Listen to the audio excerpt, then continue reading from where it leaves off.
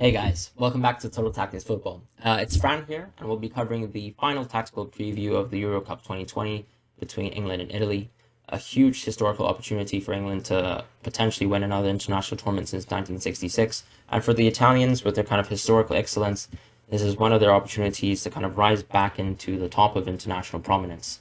And I think if we look tactically, I imagine that this Italian team will stay within the same structure that they played in within the tournament. The only kind of noticeable two differences that we have is Spinazzola's injury causing Emerson to likely be brought in once again, as he was versus Spain. And then, of course, Chiesa usurping Berardi within the last two games has meant that I think he will likely retain his place given his effectiveness even during his starts. Within the English team, I expect them to play within a 4-2-3-1 structure. Now, of course, for a brief glimpse, we did actually see them morph into a back five versus Germany. This was for two, I think, reasons. I think, first of all, I think Southgate thought it was quite reasonable to kind of pair a back five versus a back five, especially in the way that Germany play in terms of trying to make sure that each, I think, German wing back is kind of marked out of the game individually as well, given the fact that they had a lot of priority in terms of creating chances through both Kimmich and Gosens. And then on top of that, I think you have to factor in the significance of Mount being suspended due to kind of COVID-related issues with Billy Gilmore. And him not being in training that week meant that Mount was likely not going to play. And I think Gareth's, reticence towards playing a 4-2-3-1 with Mount isn't there showed, or at least before extra time or before later in the game when Grealish can be brought on.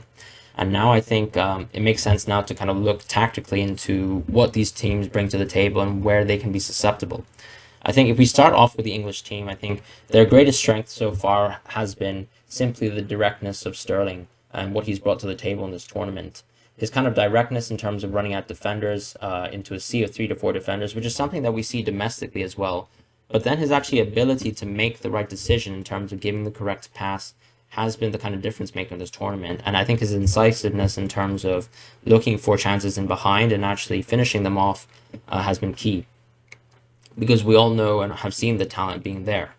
I think another factor at play that has risen lately, of course, is Kane's ability to once again drop deep and alternate his positions with some of the forwards that he has present. And this is something that we saw collapse Denmark early on in the first half. We saw that one of the first chances or key chances from England was when Saka was in a more traditional position as a winger and then looking for a ball in behind. But Kane's diagonal run here was what was the beauty about it. His diagonal run completely kind of bamboozled, I think, the Danish defense, and his ability to run in behind onto the ball that Saka puts on means that Sterling is potentially through on goal. And then once again, England kind of create another break in terms of the Danish defense, this time with Kane, however, dropping deep as opposed to making a traditional forward run, and then him utilizing, I think, Saka's pace and his own vision as well to kind of lift the ball in behind for Saka so that he creates that kind of own goal / potential Sterling goal. And this is the kind of alternation in terms of the patterns between the wingers and the forwards that I think we were missing early on in the tournament for England.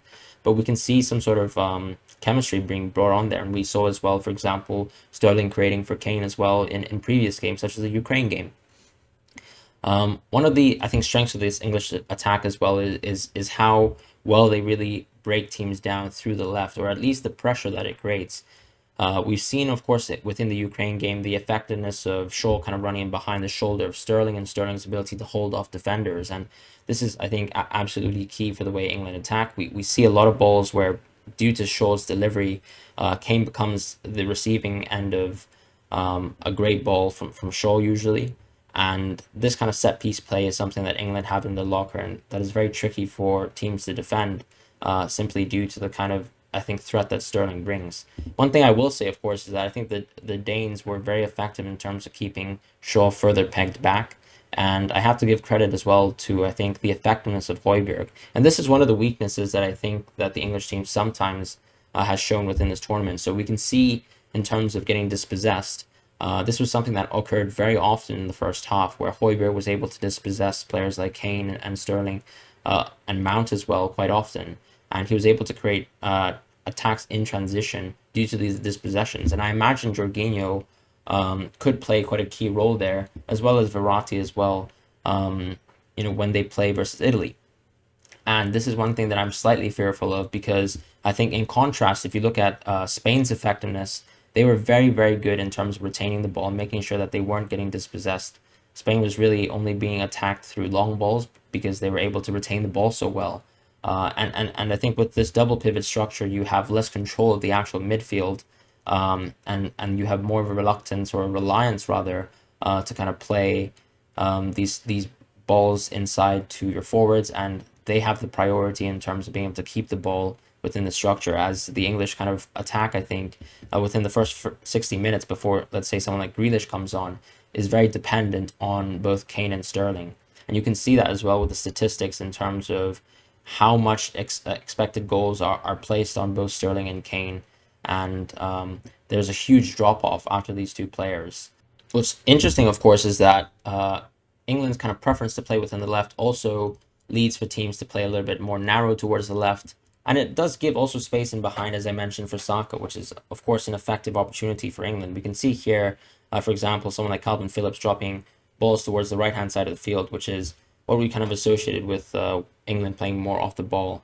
And there's still space in behind, I think, for England kind of to stretch teams out in this kind of structure. And I think on top of that, of course, we know the kind of strength of the English defense that they've showed all this tournament. And it'll be kind of very crucial, given the fact that I think Italy's threats are within their wingers.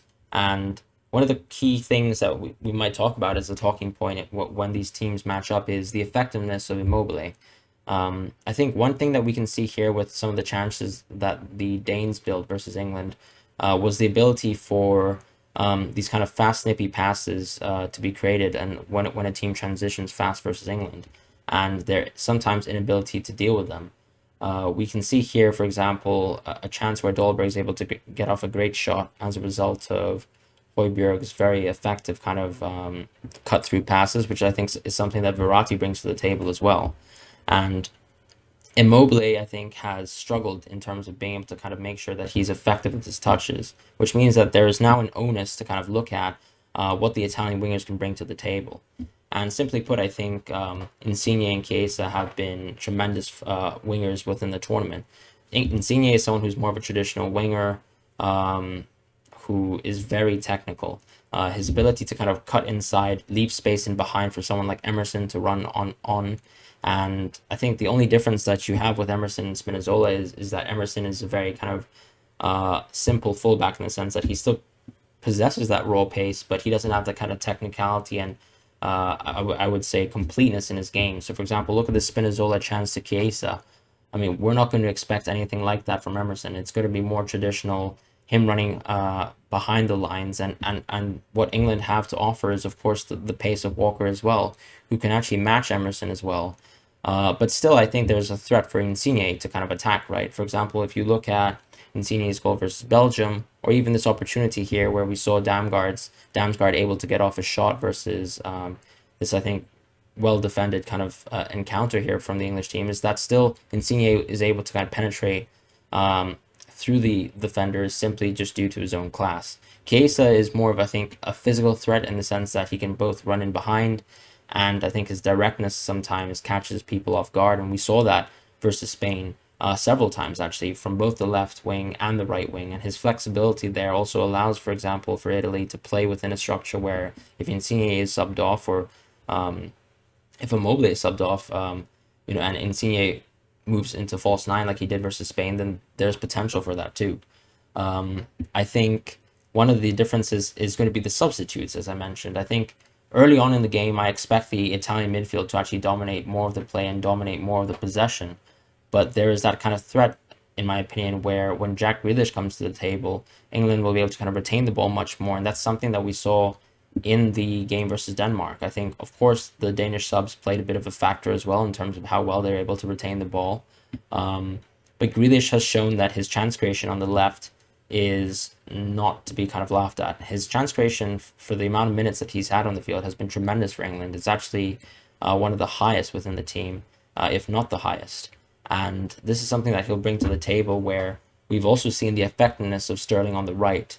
And that's a fearful prospect, I think, for Italy as well, because of how well Grealish is able to navigate around the box in these kind of tight areas where, as defenders get a bit more tired, he will be extremely effective. Whereas I think by contrast, even though Berardi is very technically good, he doesn't have that kind of pace in behind, and I don't see him being able to attack the spaces as well as Grealish does. And for me, I think I expect this game to go and be a low scoring game. I think Italy do have the chance to actually win 1-0, just given the fact that they have that sort of defensive backbone. But I think, as we saw within the Spain game here, for example, the lines do start to break later on in the game, and I think Italy do struggle sometimes with the alternating forwards. So I also see an opportunity where the later the game goes, especially in the second half, for England to potentially come back and make the game a 2-1 game, for example, if we head into extra time.